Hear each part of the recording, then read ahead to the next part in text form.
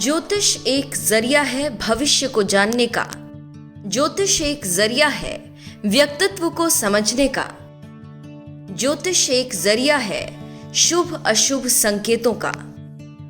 ज्योतिष की दुनिया न सिर्फ ग्रह नक्षत्रों के आधार पर चलती है, बल्कि इस विद्या के बल पर भविष्यवाणी भी की जाती है। भविष्य में क्या होने वाला है, क्या हो सकता है, संभावनाओं के इस खेल का सूत्रधार ज्योतिष ही है। ग्रह नक्षत्र और अन्य खगोलीय पिंडों का अध्ययन करना ज्योतिष कहलाया जाता है। इसका सटीक ज्ञान मनुष्य के जीवन में धन और समृद्धि अर्जित करने में बड़ा सहायक होता है। इस ज्ञान के बल पर किस दिन क्या करें, ये भी निश्चित किया जा सकता है। कहते हैं अगर कोई भी शुभ कार्य आदि दिनों के हिसाब से किया जाता है तो उस कार्य के सफल होने की संभावना अधिक रहती है, तो वही कार्य से लाभ प्राप्ति के भी आसार होते हैं।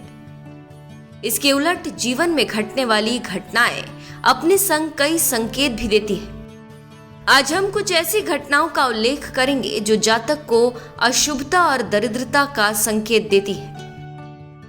ज्योतिष अनुसार घर में कुछ चीजों के होने से कंगाली का आगमन होता है।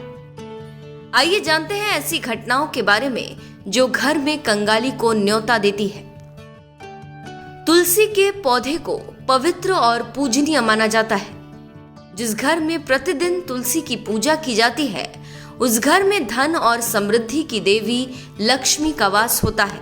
तुलसी का हरा पौधा आपके परिवार में सुख समृद्धि का प्रतीक है। हालांकि सूखे तुलसी का पौधा इस बात का संकेत देता है कि आपको परिवार में कुछ बड़ी समस्याओं का सामना करना पड़ेगा।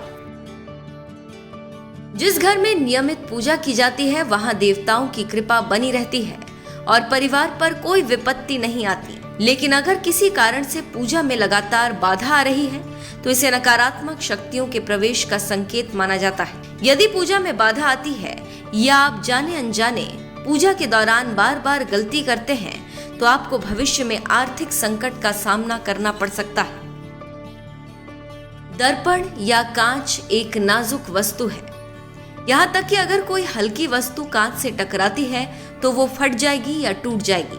अध्ययन में कांच का टूटना एक सामान्य घटना है, लेकिन अगर किसी कारण से घर में बार बार शीशे टूटते हैं तो यह आर्थिक परेशानी का संकेत हो सकता है। साथ ही कांच को बार बार तोड़ना धार्मिक दृष्टि से शुभ नहीं माना जाता, इसलिए टूटे शीशे को तुरंत घर से बाहर फेंक देना चाहिए। हर परिवार में छोटे बड़े झगड़े होते हैं, लेकिन अगर ये रोज हो जाए तो समझ लें कि घर में नकारात्मक ऊर्जा है। घर के सदस्यों के बीच कलह और मतभेद के कारण परिवार में हमेशा वाद विवाद होता रहता है। ये घर की आर्थिक स्थिति के बिगड़ने के संकेत है।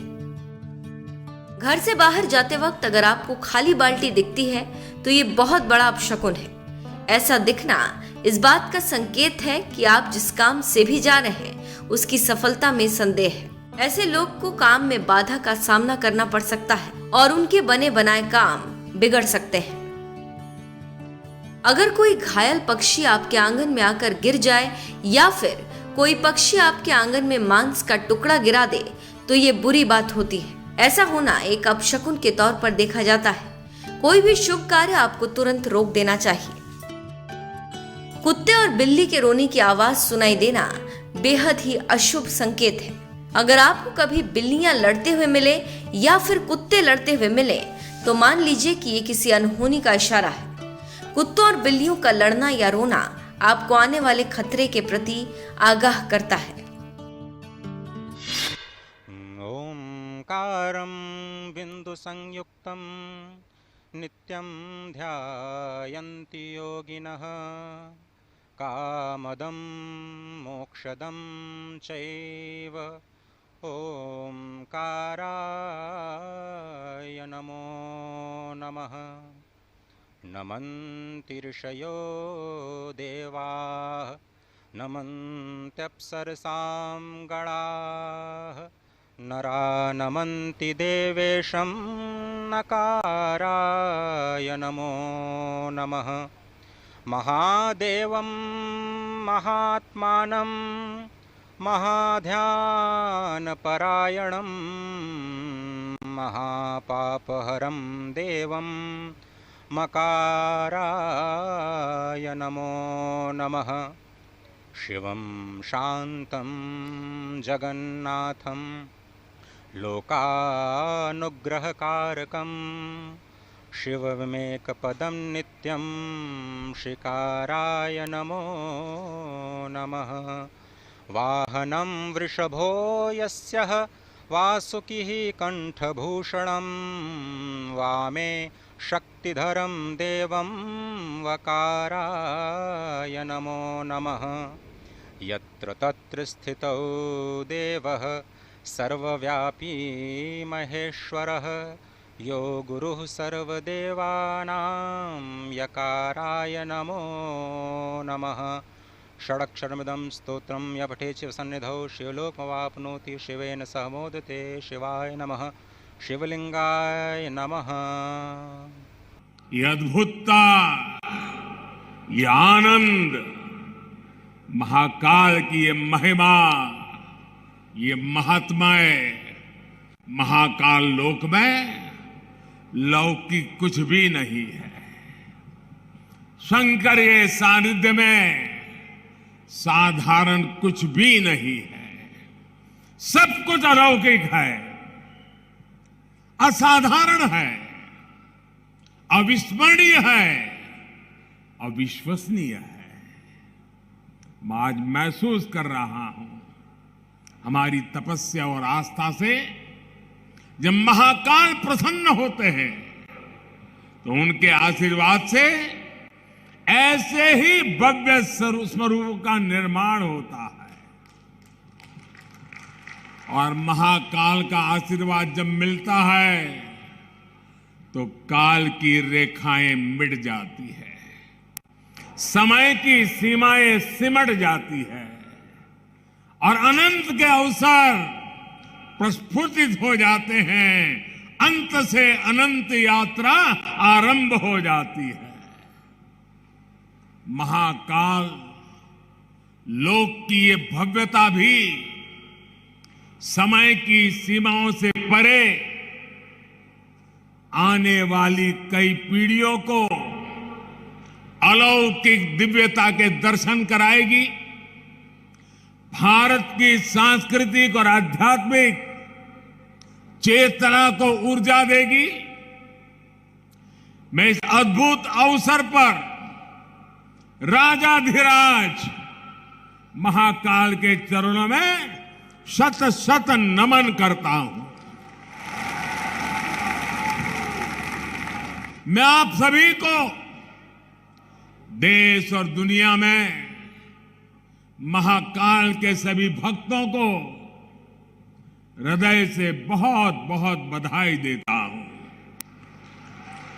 विशेष रूप से भाई शिवराज सिंह चौहान और उनकी सरकार, उनका मैं हृदय से अभिनंदन करता हूं, जो लगातार इतने समर्पण से इस सेवा यज्ञ में लगे हुए हैं। साथ ही मैं मंदिर ट्रस्ट से जुड़े सभी लोगों का, संतों और विद्वानों का भी आदरपूर्वक धन्यवाद करता हूं, जिनके सहयोग से इस प्रयास को सफल किया है। साथियों, महाकाल की नगरी उज्जैन के बारे में हमारे यहां कहा गया है, प्रलयो न बाधते, प्रलयो न बाधते तत्र महाकालपुरी। अर्थात महाकाल की नगरी प्रलय के प्रहार से भी मुक्त है। हजारों वर्ष पूर्व जब भारत का भौगोलिक स्वरूप आज से अलग रहा होगा, तब से ये माना जाता रहा है कि उज्जैन भारत के केंद्र में है। एक तरह से ज्योतिषीय गणनाओं में उज्जैन न केवल भारत का केंद्र रहा है, बल्कि ये भारत की आत्मा का भी केंद्र रहा है।